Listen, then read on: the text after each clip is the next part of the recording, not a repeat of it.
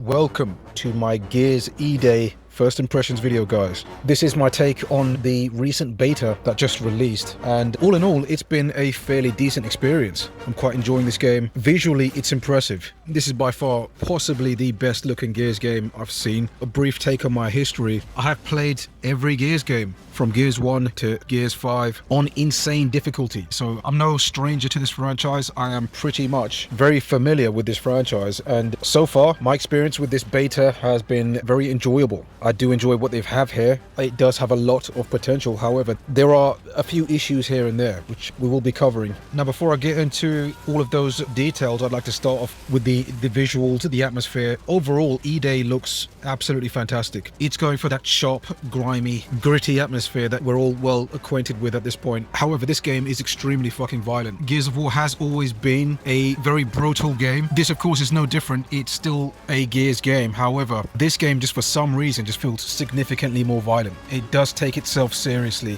compared to other games in the franchise, and I think that does go in tandem with the fact that they are going for this hyper-realistic game. This game visually looks just incredibly fucking realistic at times. It's starting to drift away from that stylized science fiction the Gears games used to be. It's starting to look a lot more hyper-realistic, this game, and it's not necessarily a bad thing. This just seems to be a thing going on with games in general. There seems to be an emphasis, an over-emphasis on detail, and they are losing touch with that stylized realism. Instead, games are starting to look hyper-realistic in every area. That's something to look out for, but this game does take itself seriously. There is no room for comedy in this. It feels like a gritty, violent shooter, and they have emphasized the dark horror atmosphere of the series with this game. Everything I've seen in this beta so far is telling me the direction they're taking the series with this game is a darker, grittier, horror type experience, and that's again all reinforced with the tone of the game. The Locusts, the drones, they look a lot scarier than they have before. They have emphasized this zombie look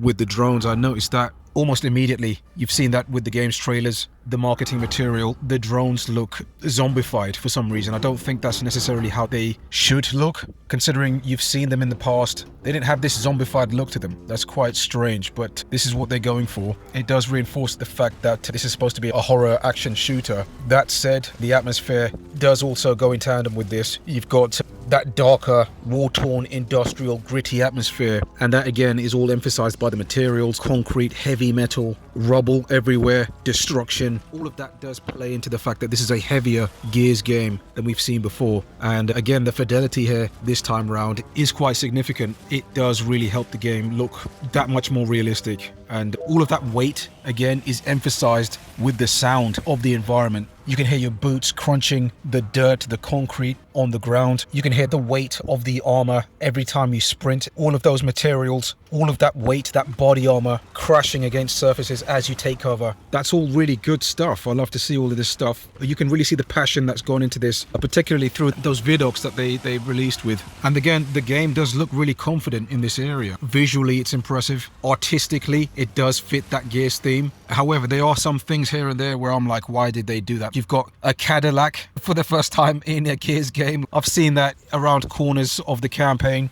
They are going with this retro futuristic sci-fi, it seems. A lot of the atmosphere seems to be taking from the 1980s. For some weird reason. I've never seen this kind of stuff in a Gears game before, but this is what they've done with it. That's a little bit weird, I have to admit. But again, graphically, the game is really impressive. Facial character models look really detailed, and visually the game looks really impressive. But just to touch on that violent aspect again, because this game, it's quite overwhelming. The first time I stepped into this game, again, I'm no stranger to this franchise. I have played every Gears game going forward on insane difficulty, so I'm quite competent at this game. That said, the first time I played this, I don't know if it's because I've taken a long break from the series and I've just returned to it, but it was quite overwhelming. The environments, the size, the scale of everything, the size of the characters, the Locust boomers, fucking huge in this game. just seeing everything play out in front of you and dealing with the sheer scale of everything can get quite overwhelming. Again, there is that brutal aspect to it all. This is possibly the most violent take on a Gears game I've seen. Just in terms of the animations, the way it looks visually as well reinforces that. Again, the animations are heavy, weighty.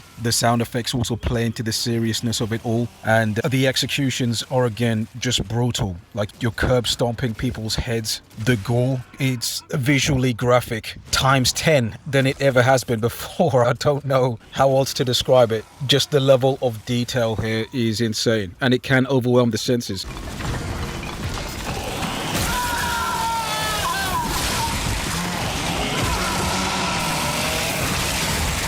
Again, you couple that with the sound effects, the death screams. You can feel quite nauseous after a while. But again, I don't know if this is because I've taken a long break from the series and I haven't returned since Gears 5. But again, it's just the fidelity. It's hyper realistic and it overwhelms the senses. If you are a novice coming into this and experiencing this game for the first time, that might be something you experience. For me, I am an experienced player at this game. Okay, I'm not a hardcore Gears fan. I don't play this game every day. That said, this kind of fucked me up for a bit the first time playing it. Overall, generally, this is a really good experience. This is what that Gears universe is about. Another thing I'd like to touch on is the fact that the music in this game is quite fucking I don't like the music in this game. This is a prequel to Gears of War 1. You could have brought back some of those epic soundtracks from that game into this and remastered that. Maybe bring in some of the original Locust theme, that train wreck theme. That is possibly one of my favorite tracks in the original Gears of War game. It seems as though they've ignored all of that history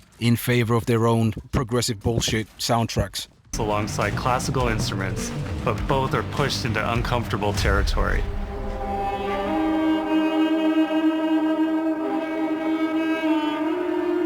Like dragging a bone saw across a cello, creating dissonance that never fully resolves. They dropped the ball in this department, in my opinion. I would have much preferred them to at least touch on some of those classic themes from Gears of War 1. That soundtrack would have been a nice touch as well. It would have really connected this to the original first Gears game. But again, we don't know. They might reintroduce it later on in the game. I don't know. But it's silly. You've got a prequel to Gears of War 1 and you don't have those classic themes in the game. That's my only issue with that. I actually had to turn the soundtrack off because the soundtrack in this game is shit.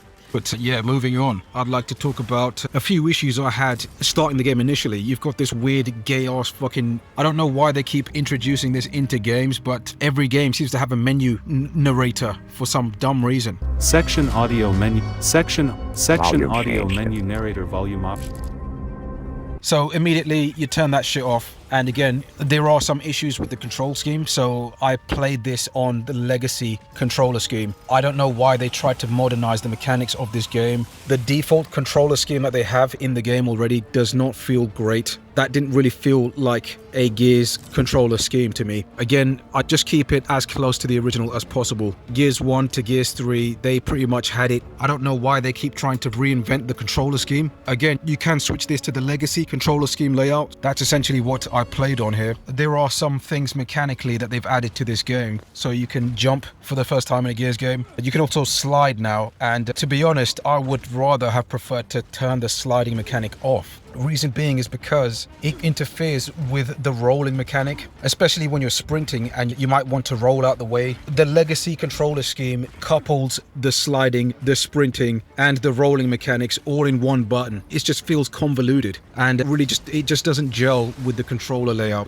The other thing is that, again, I'd rather turn this sliding mechanic off. The problem with that is the fact that the map has been tailored for you to use the sliding mechanic. If you don't, you're penalized. There are these vented areas where you can crawl under to get through a certain area of the map, and you can slide through it. Of course, that gets you through that vented area quicker. The alternative to that is you'd have to crawl through, and that of course comes with an animation penalty, and it just leaves you vulnerable. So again, the map is incentivizing you to slide a lot more. Now this mechanic is fucking annoying. When you come up to people during those close quarters engagements, especially if they're inexperienced experienced player with the Gnasher, they're charging at you, they're sliding, and there's not really much you can do to counter the sliding. It is really fucking annoying. In terms of the cool gunplay, again, this is a Gears game. You do have that Lancer in there. It's called the prototype Lancer in this game. Obviously, because according to the law, they just figured out how to attach a chainsaw to the rifle. And this, of course, was figured out by Marcus Phoenix and his squad. That just seems really cheesy to me. There's a number of ways they could have introduced the Lancer into the game. That just seems really cheesy. Again, this is a Gears game, so you do have the Gnasher in there, and you do not touch that Gnasher. That is a staple of Gears multiplayer, and it's largely the same thing in this game. However, the reload animation, the mechanics to that are completely different from what I've seen in the past. There is no longer just one quick reload. You're putting in each round into the gun. So yeah, the Gnasher pretty much works the same. All of the weapons in the sandbox work the same as how they used to. It's all a pretty familiar sandbox. The way they all work is exactly the same. However, they have added some additional weapons from Gears Judgment, I believe. That, of course, was a prequel to these games, and so you'll see some returning weapons from that game. But other than that, it's largely the same combat system. That said, I did not like the active reload mechanic system in this game. Not only have they changed it from the top right corner to the center of the screen, which is quite fucking annoying if you ask me. It seems as though the game doesn't want you to hit an active reload ever. It's a lot harder to hit active reloads in this game, and it just turns into a fucking mini game in and of itself. It's that much more difficult to hit that active reload, and so you have to really slow down how you play and just focus on hitting that active reload. At least that's how it felt coming into this game. Movement is also significantly different from how it is in recent games like Gears 5, Judgment, and so on. Movement has slowed down in this game. It wants to communicate to the player that movement is slow and heavy. You're holding this big ass armor, and the game again just wants to communicate that everything needs to be heavy and weighty. You are slamming into walls, you are taking cover, you are carrying 200 pounds of body armor. The game slows down the speed of the combat, the flow of the gameplay to communicate all of these ideas to the player. This I had a problem with because, again, when you are sprinting, it doesn't feel as clean as it has done in past games before. Okay, Gears 3, I think that might be the most fun I've had in terms of movement in a Gears game. It was fast, it was clean, you could get to where you need to go. In this game, the weightiness of it all slows down the pacing of the combat. That can be a good thing depending on how you look at it. Again, it does seem like they've tried to bring in the slowness of the original Gears of War game into this, except they've brought in the sliding mechanics, except that they've brought in the jumping mechanics to innovate in that area. And yeah, the problem I've had with this as well is that when taking cover, there seems to be an issue with snapping to cover. I might be locked in a firefight in a shotgun duel and I've snapped onto a wall. I've briefly disconnected from the wall, tried to shoot the enemy, and I've tried to snap back onto the wall, only my character decides to roll into the fucking open and I am completely exposed and taken out. And this seems to be an issue with the mechanics of the game. I don't know what is happening here. This has also happened when I have taken cover. I am in cover and I've tried to roll out of the way. The character rolls into the wall again. And it's like none of it is making sense. I don't know if this is a bug with the game or a glitch or something, but again, it's just quite annoying. And it doesn't feel like the game is as polished as it could be. So yeah, in terms of movement, it can be quite hyperactive from time to time. However, in general, it does feel quite slow when you aren't in those tight-knit areas, those CQC environments. The sprinting can feel a bit slow and sluggish here and there. Couple that with the fact that you are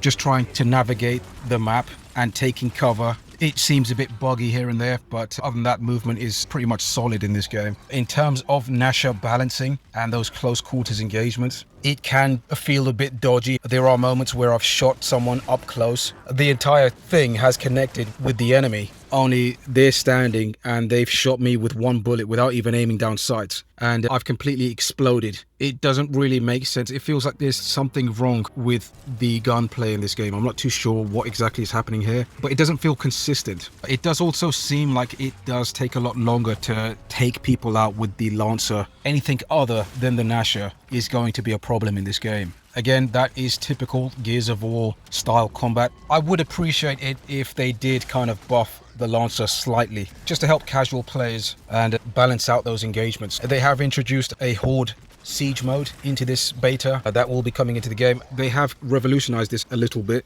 with a 12-player evolution of Horde mode. That is all cool to see that. Does it actually impact the game in any significant way? In terms of gameplay, it does create bigger play spaces. Maps have to be larger in order to accommodate the 12-player team. That said, there isn't much teamwork involved in this game. It's basically just gears at this point. There isn't much teamwork involved in playing this game. However, it is a lot of fun to hold out with your teammates and basically just take on the enemy in this PvE experience. That is all really fun. And this is where I'd like to touch on the performance and the technical state of this game, because this does need some addressing. Some beta players have reported crashes here and there and weak performance even on PCs with high-end hardware. Now, I am running a 5090, so I don't exactly have any issues running this game. I haven't actually seen any game-breaking issues with this game. But again, this is a beta. It's allowed to be rough. And again, visually, it is highly optimized. It is graphically intense. So that might be hampering performance in some way. I don't know if there's any issues running this on console on a Series X. But from what I've seen, this does run at a consistent 60 FPS. This might be an issue with the Unreal Engine. Again, this system is notorious for hiccups here and there. But all in all,